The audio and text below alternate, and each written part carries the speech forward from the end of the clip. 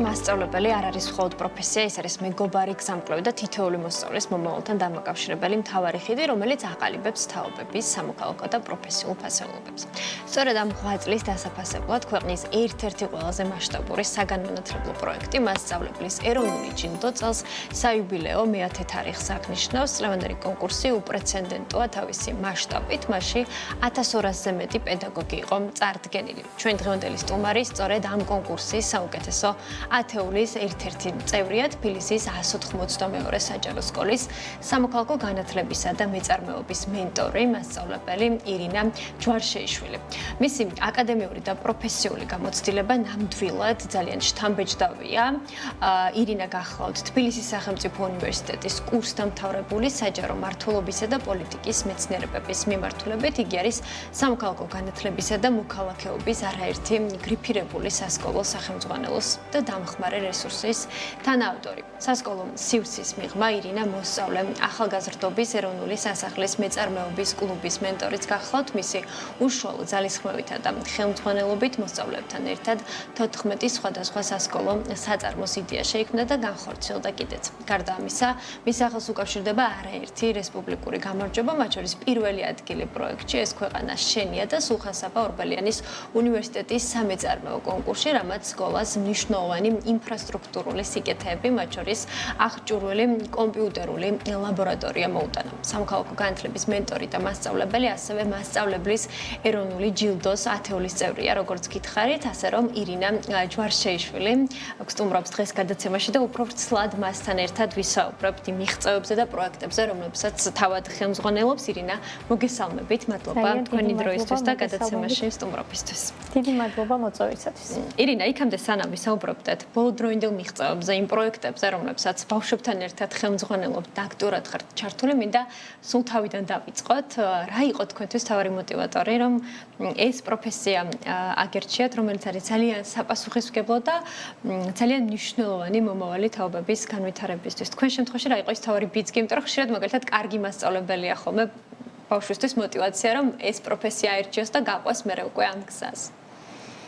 დავიწყებ საუბარს იქიდან, რომ პოლიტიკის მეცნიერებები და საჯარო მმართველობა იყო მთავარი ინტერესები და ამას დაუკავშირე უკვე პედაგოგიკას, როდესაც ილიას უნივერსიტეტში გავდიოდით მასწავლებლის კურსს, მყავდა არაჩვეულებრივი ლექტორი და ჩემი კურსელები, რომლებიც ახლა საოცარი მასწავლებლები არიან და მინდა ვთქვა, რომ ჩვენ ვიყავით ერთმანეთის ბიძგი.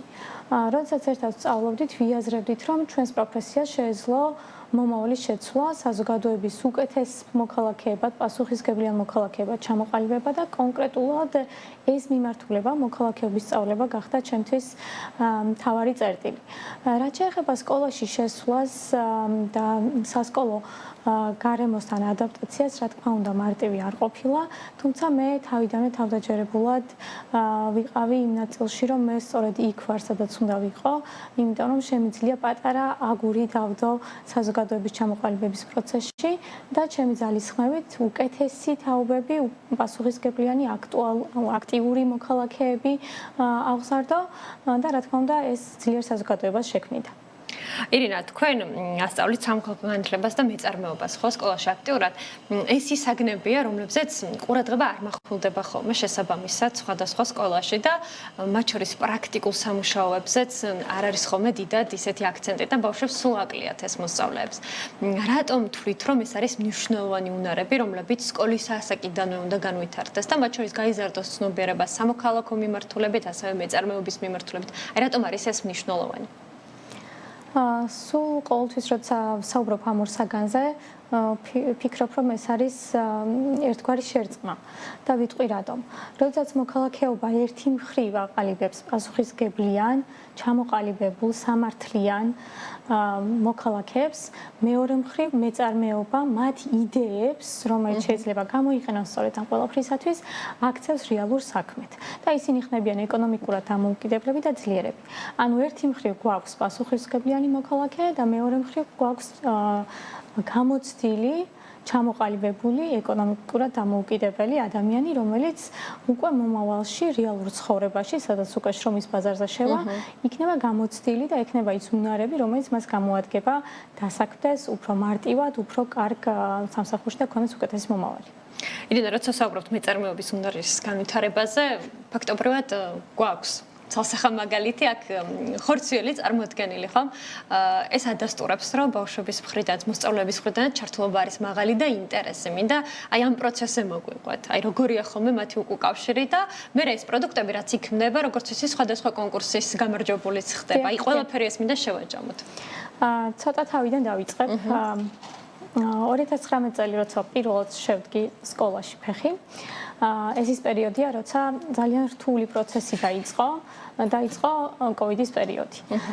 იყო გაურკვეველი სიტუაცია, სასოწარკვეთა ონლაინ სწავლებაზე გადავიდნენ ბავშვები და პირბადეებით ერთმანეთთან მიახლოება არ შეგვეძლო. აი ეს ის პროცესებია და სწორედ ამ დროს დავიწყე მეწარმეობის სწავლება მოქალაქეობასთან ერთად, რა თქმა უნდა, სკოლაში და ბავშვების იდეების ჩამოყალიბებასთან ერთად შეიქმნა ისეთი ძალიან მცირე რესურსებით, იმიტომ რომ ბავშვებს დიდი რესურსები, სკოლას დიდი რესურსები რა თქმა უნდა არ გააჩნია და ბავშვები თავისი რესურსებით ჩამოთქვეს, რომ გვინდა დავიწყოთ სანთლების კეთება.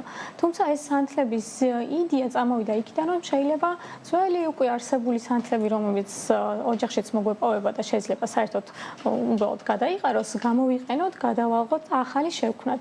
ასევე ამას დავუმატეთ თემატური ელემენტები და საქართველოს სიმბოლოებთან დაკავშირებული სანთლების შევქმნით, ასევე ვიყენებდით გადამუშავებისათვის, მეორეული გადამუშავებისათვის უკვე გამოყენებულ ქილებს და მასში ასხავდნენ ბავშვები სანთლებს მოხატავდნენ და პირველი გამარჯვება სწორედ აქედან დაიწყო. ამ იდეამ საქართველოში მოიპოვა პირველი ადგილი და ჩვენ მოსწავლეებთან ერთად, სკოლის ბავშვებთან ერთად ვიმყოფებოდით ესტონეთში. ესტონეთი ამ მიმართულებით ძალიან განვითარებულია და არა თუ მე-9-10 კლასში, არამედ სკოლამდელ ასაკში იწყებენ ამ მიმართულებით მუშაობას და მოსწავლეების მომზადებას და ჩვენ ურთიერთგაცვლა ჰქონდა, იქ საერთაშორისო გამოფენაშიც მივიღეთ მონაწილეობა და აქედან დაიწყო უკვე ყველაფერი. რა თქმა უნდა, ეს мотиваცია იყო არა მარტო ჩემი სკოლისთვის და ჩემი სკოლის მოსწავლეებისთვის, არამედ სხვებისთვისაც. მომდევნო პერიოდში უკვე სახელმძღვანელოებშიც ვისაუბრეთ ამ ყველაფერზე და სხვადასხვა სკოლებმა უფრო მეტად აქტიურად დაიწყეს ამ საგანზე ფიქრი. ეს საგანი არჩევითია, თუმცა ფიქრობ, რომ არა არჩევითი, არამედ ძირითად საგნებშიც უნდა იყოს, იმიტომ რომ შრომის ბაზრისთვის ყველაზე მეტად პრაქტიკულ უნარებს სწორედ ეს საგანი გადასცემს. თითოეული აი აქ ეხლა ყველა არ არის, რა თქმა უნდა, წარმოადგენილი, უბრალოდ რაც ხელთ მქონდა, წამოვიღე და თითოეული მათგანი არის სრულიად განსხვავებული. და ყველაზე მნიშვნელოვანი რაც არის, იდეები არის არა ჩემი, არამედ ბავშვებთან ერთად მოფიქრებული.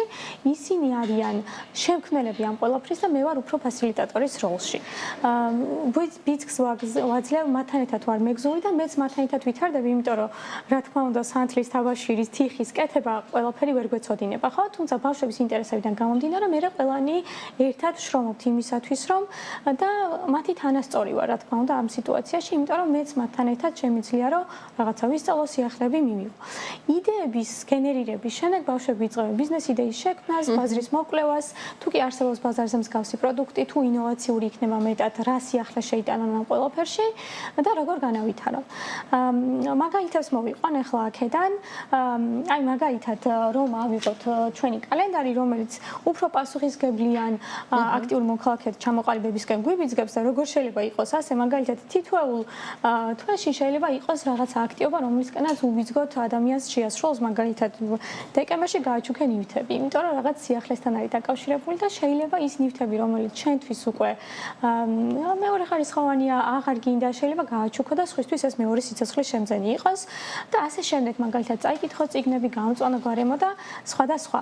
თითოეულ იდეაში ვცდილობთ, რომ ასევე რაღაცა საზოგადოებისთვის კეთილდღეობის მომტანი იყოს და მეტად მეწარმეობასთან დაკავშირებით უფრო მეტად საზოგადოებამ გაიგოს, რას ნიშნავს ეს საგანი, იმიტომ რომ შედარებით ახალია და საჭიროებს იმას, რომ საზოგადოებას კარგად აუხსნათ მისი საჭირო. მაგალითად თამაში, რომელიც სხვა თამაშებსაც გვქნის, ხოლმე თამაში სამეწარმეო ბლიცში, სადაც სამეწარმეო ეკონომიკური ტერმინები შედარებით უფრო რთულად წარმოუდგენია ზოგადად რომ და მარტივი არ არის ბავშვისათვის რომ მხოლოდ თეორიული საკითხებით ახსნათ შექმნით თამაში სადაც ასოციაციებთან ალბათ ყველას უყვარს და უთამაშია სადაც 50-მდე ტერმინი ისევ ეკონომიკური და ფინანსური და მეწარმეობასთან დაკავშირებული ტერმინებით ვია ახსნილი და ძალიან სახალისოა გუნდური მუშაობისათვის დამერწმუნებით ასეთ შეთავაზებული გაკვეთილი უფრო საინტერესო იქნება და თან წარმოგიდგენთ ბავშვები სხვა ბავშვებს რომ ჩაუტარებენ გაკვეთილს რომ აი ეს მე შევქმენი და ჩემი ხელით გაკეთებულია ჩემი მოფიქრებულია თითოეულ სიტყვაზე მე ვიფიქრე როგორ გამემარტებინა შენთვის ასევე წლევანდელი ერთ-ერთი გამარჯვებული ეს არის ტაქტილო ეს ახალწლო ვერსია არის ბავშვებისათვის ეს შეიძლება იყოს უფრო სკოლამდელი ან დაწყებითი კლასის მოსწავლეებისათვის ასევე იმ ბავშვებისათვის ვისაც სენსორული დავარღვევები აქვთ და შეიძლება ხელით მუშაობა, მოტორიკა მათთვის იყოს ძალიან მნიშვნელოვანი. ამიდიამ გაიმარჯვა სწორედ სულხან-საბა ორბელიანის სამწარმოო კონკურსში.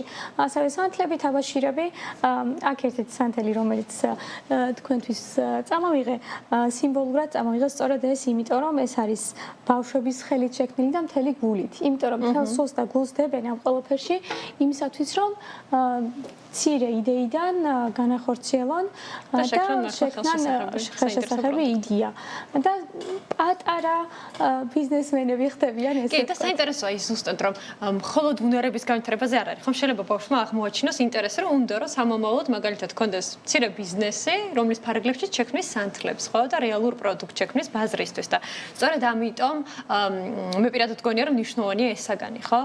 დღეს რამდენად არის მაინც გამოწვევა ის რომ აი ეს სწორედ შრომის ბაზრისთვის ნიშნოვანი საჭირო უნარები ვერ მოგვაქვს სკოლიდან. რამდენად არის ეს დღეს გამოწვევა და რა უნდა გაკეთდეს იმისთვის, რომ ამ მიმართულებით იყოს ზრდა და განვითარება? პირველ რიგში ვიტყოდი იმას, რომ ნებისმიერი საგანი არ აქვს მნიშვნელობა ეს მოქალაქეობა იქნება თუ მეწარმეობა, ნებისმიერი საგანი უნდა გადასცემდეს მოსწავლეებს პრაქტიკულ უნარებს. თუ მე მხოლოდ თეორიას ვისწავლი, მხოლოდ ფაქტებს, წლებს და ფორმულებს ვისწავლი, იმას ცხოვრებაში ვერ გამოვიყენებ. თითოეული გაკვეთილი უნდა იყოს აგებული იმ მხრივ, რომ დაკავშირებული იყოს ყოველდღიურ ცხოვრებასთან, მომავალთან, კარიერასთან, დასაქმებასთან, ბავშვების ინტერესებთან პირველ რიგში და ისე მოვარგოთ, ისეთი უნარები გადავცეთ მოსწავლეებს, რომ მათ შეძლონ პრაქტიკაში გამოყენება და არ იფიქრონ ეს მე რაში გამომადგება, ეს ხო არაფერში არ მჭირდება. ამ მხრივ მეწარმეობა სწორედ ასეთია, იმიტომ რომ არ არსებობს ცხოვრების ეტაპი, როცა შენი იდეების გენერირება არ გჭირდება, არ არსებობს, როცა პრობლემის გადაჭრაზე არ უნდა იზრუნო, ხო? ანალიტიკური აზროვნება გჭირდება, გუნდურობა გჭირდება, ყოველთვის ცხოვრებაში გეყოლება თანამშრომელი, მეგობარი, კოლეგა, ვისთან ერთად მოგიწევს მუშაობა და ეს ყველაფერი ფაქტიურად ნენელა ამ ყველაფრისთვის ამზადებს. შეიძლება ის ბავშვები არ გამოვიდნენ მანდა მაინც ცნობილი ბიზნესმენები, მაგრამ ეს უნარები მათ გამოადგებათ იმაში, რომ შრომის ბაზარზე იყვნენ მეტად დასაქმებულები და როდესაც სკოლას დაამთავრებენ, მათ შორის უნივერსიტეტსაც ზოგი ამთავრებს ის, რომ არანაირი პრაქტიკული გამოცდილება არ აქვს და შრომის ბაზარზე ვერ საქმდებიან, მე რა თქმა უნდა, უმუშევრობის ხარისხი ისედაც მაღალი გვაქვს და კიდევ უფრო ეს ხალხს უსწავლებს. ამიტომ მნიშვნელოვანია ეს პრაქტიკული უნარები, თავდაჯერებულობა, თუნდაც მარცხის განცდაც კი, რომ როგორია მარცხი, როგორია წარმატება, გამარჯვება, სხვებთან ერთად ამ ყველაფრის გაზიარება, იყო ნენელა მზად და იფიქრო, რომ ფინანსურად, ეკონომიკურად დამოუკიდებლები და ძლიერები თუ იქნებიან ისინი, რა თქმა უნდა, უკეთესი და საუკეთესო მომავალი და საზოგადოება გვექნება. ირინა, მასწავლებლობა მოითხოვს ნამდვილად ძალიან დიდ ემოციურ და ფიზიკურ რესურსს, ხო? თქვენ შემთხვევაში მიღმა სასკოლო პროცესისა სხვადასხვა პროექტებშიც ხართ, ხომ, ჩართული ბავშვებთან ერთად. რა არის ის თავარი მოტივატორი, რაც გაძლევთ ენერგიას, ძალას ყველა ამ პროცესისთვის?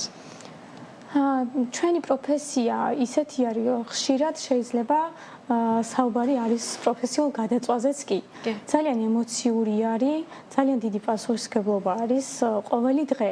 მათ შორის არც ერთი წინა დღე მომდენოს არ გავს.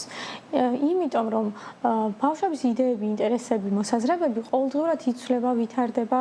და თაობებით საგრძნობლად ვითარდებიან და განსხვავდებიან ერთმანეთისგან. ჩვენ გვიწევს მათთან ერთად ზრდა. მათთან ერთად ზრდაში იმას გულისხმობ, რომ შეიძლება მათი უბრალო ხუმრობაც კი ვერ გაიგო, თუ კი მათ ფეხ არ მიყვები.